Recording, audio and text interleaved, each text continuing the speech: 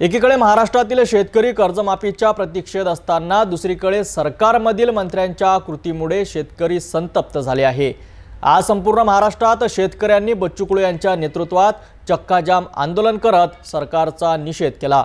या आंदोलनादरम्यान यवतमाळमध्ये एक अनोखं आणि तीव्र निषेध प्रदर्शन पाहायला मिळालं।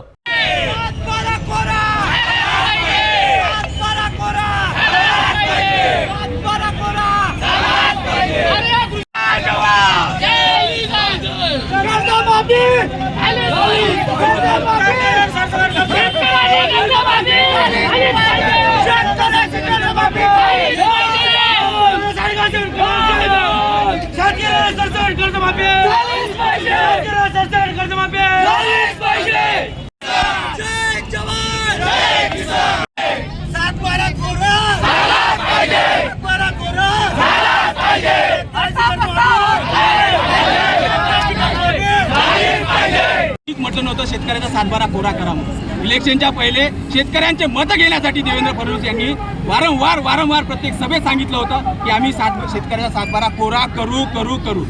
आता त्यांना या गोष्टीचा विसर का पडला? हे सरकार फक्त उद्योगपतीचं सरकार राहिलेलं आहे का? गरीब कष्टकरी शेतकरी मजुराचं हे सरकार नाही आहे का?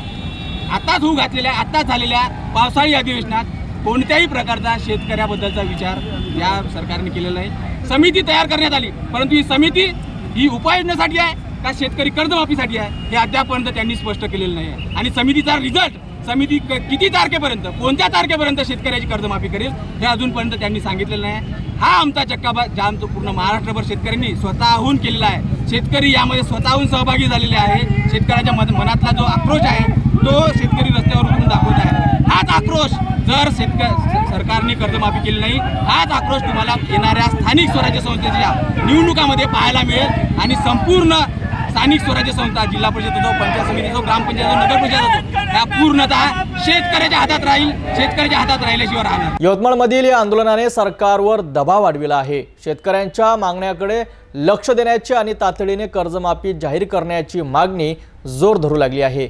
आता सरकार यावर काय भूमिका घेतं हे पाहणं महत्त्वाचं ठरेल।